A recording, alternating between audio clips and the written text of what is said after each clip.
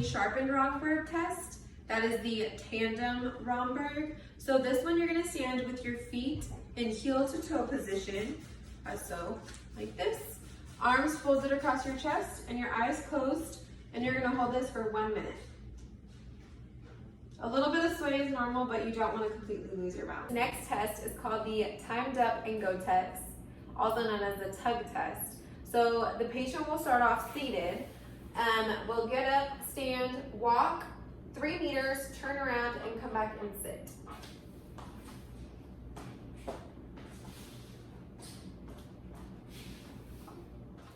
So an older patient that completes this test in greater than 12 seconds is more at risk for falls. Okay, so I just demonstrated a couple of balance tests, but now I want to discuss the Tinetti Balance Assessment Tool. So the Tinetti Assessment Tool has 2 components. We have the balance portion and then we have the gait. So in the balance section, we have a total number of 16 points that the patient can score.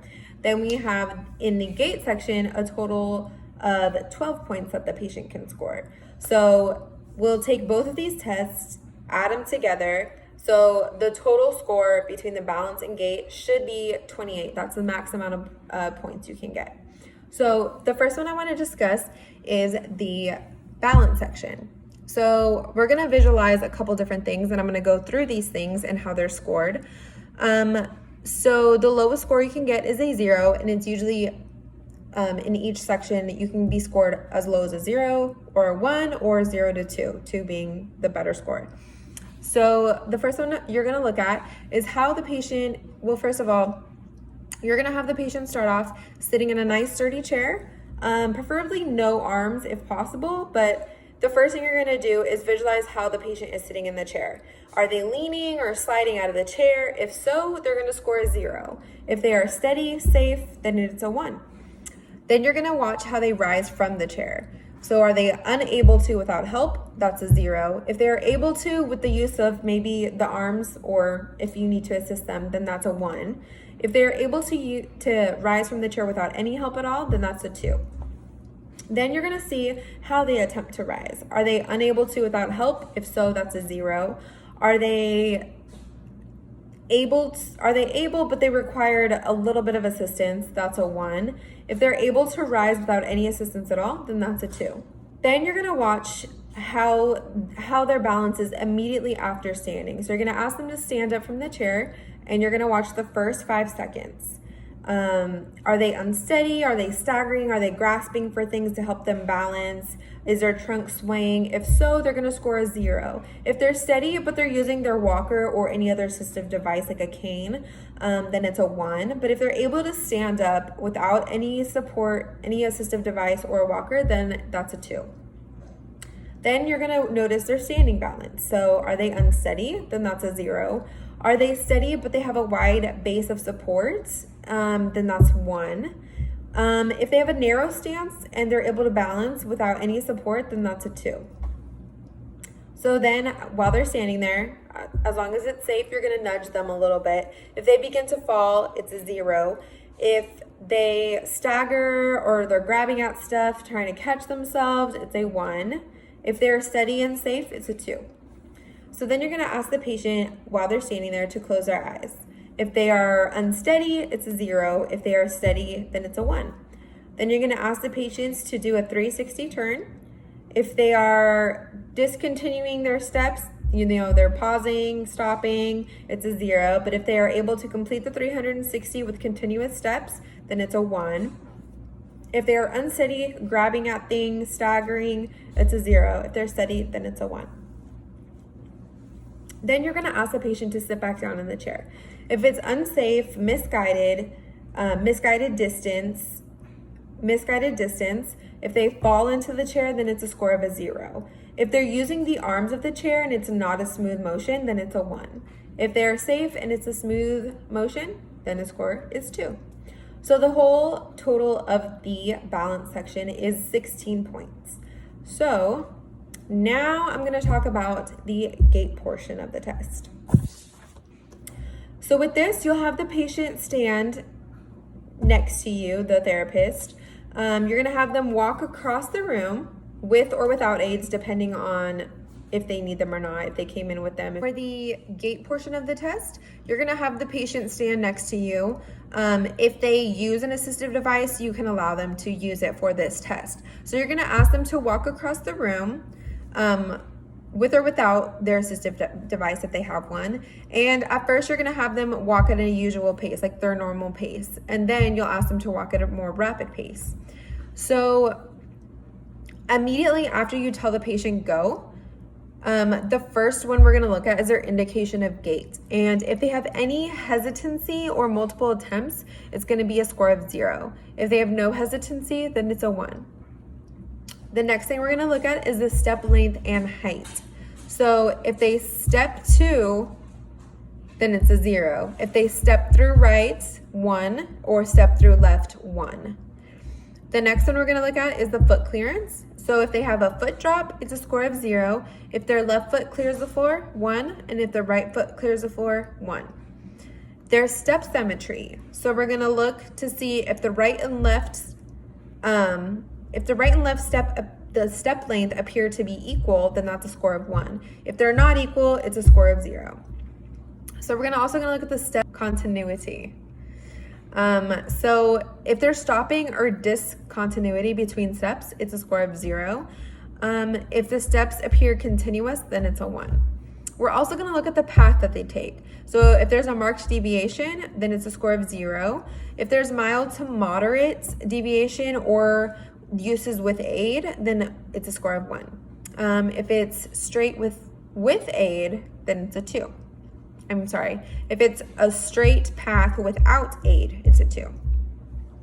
So then we're also gonna take a look at their trunk. So is there marked sway or uses with the aid, then it's a 0. But no sway, but flex knees or back or use arms for stability is a 1.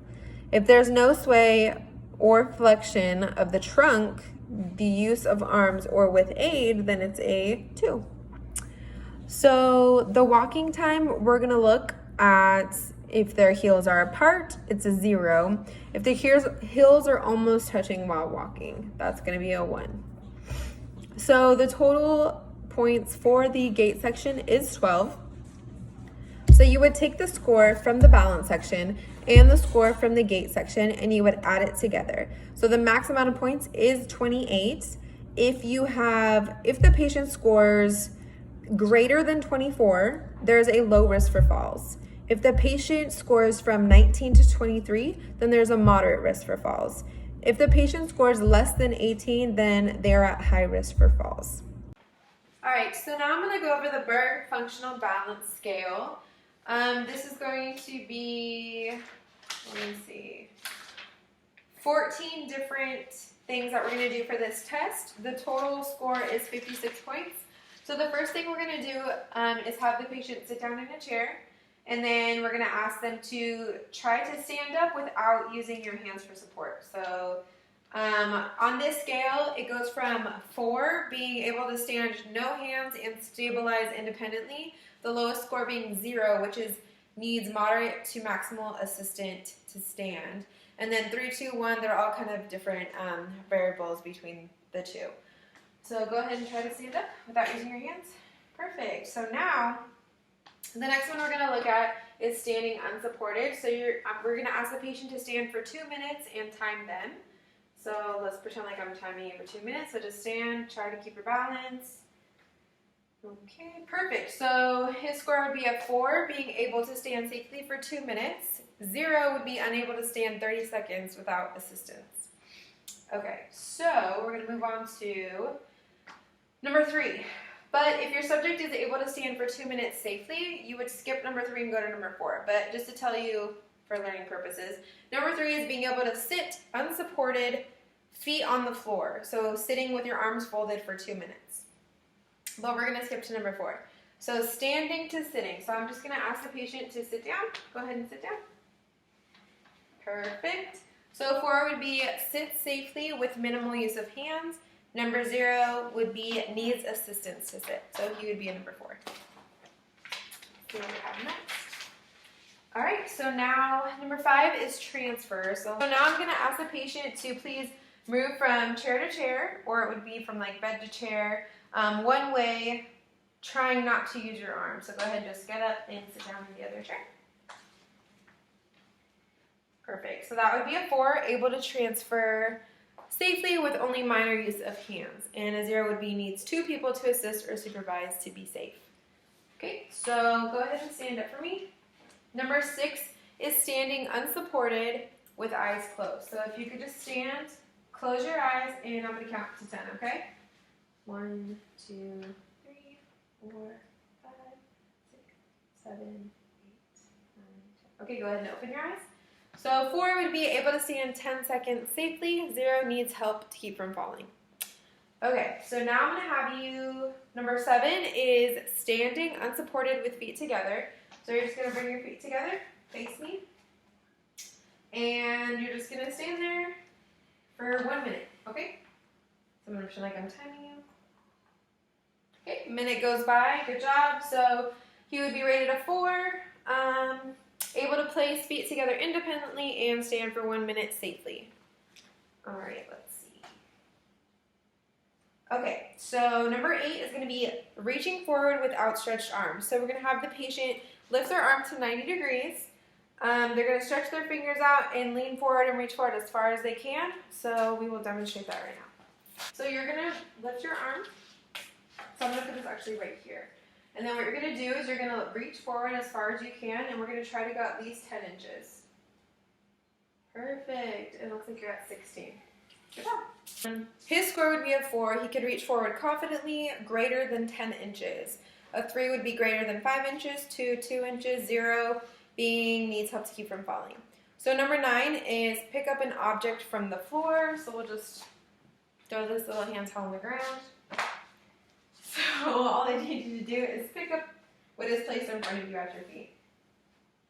Perfect. That would be rated a 4, able to pick up the object safely and easily. 0 would be unable to try, needs assistance to keep from falling. Okay, number 10 is turning to look behind over left and right shoulders. So you're going to stand up nice and straight, turn to look behind you to your left shoulder and then your right shoulder. Perfect. So number 4, looks behind from both sides and weight shifts well. 0 would be needs assist to keep from falling. So now I'm going to ask you to turn around in a complete circle. And so go ahead and turn one way.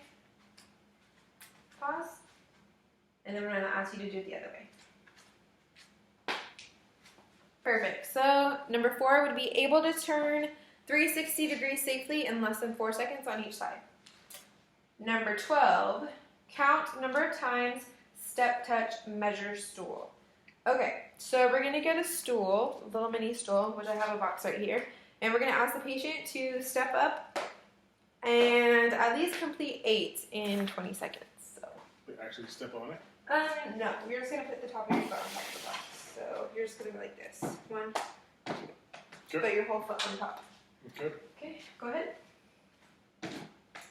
2, 3, 4, 5, 6, 7, Is the time it? 8. Perfect. Good job.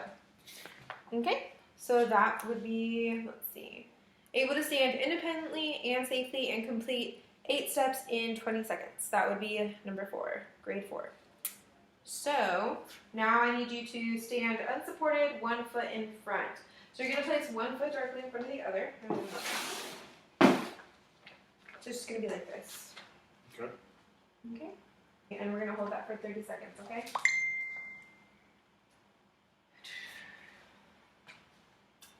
Okay, we'll pretend like that was 30 seconds. Good job. Okay, so he was able to foot tandem independently and hold for 30 seconds. So that's good. All right, now we're going to do stand on one leg. That's number 14. Stand on one leg as long as you can without holding on to anything. Okay.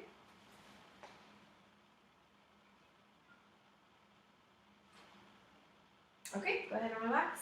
So he was able to hold it at least 10 seconds, if not more. So that would be rated a 4, and he was able to lift leg independently and hold greater than 10 seconds. So that is all 14 tests we do in the Berg. The total is a score of 56. You got a perfect score. So for the Berg Functional Balance Scale, the maximum points you can get is 56. So if the patient scores from 0 to 20, they're a high fall risk. If they score from 21 to 40, they're a medium fall risk. And if they score 41 to 56, it's a low fall risk. And I also did want to mention that whenever you're doing these tests, you're going to want to make sure that you have a gait belt around your patient, and you want to be close by just in case they get unstable or they feel like they're going to fall. So for safety, that's really important. I just didn't have a gait belt here, but I did want to let you guys know that.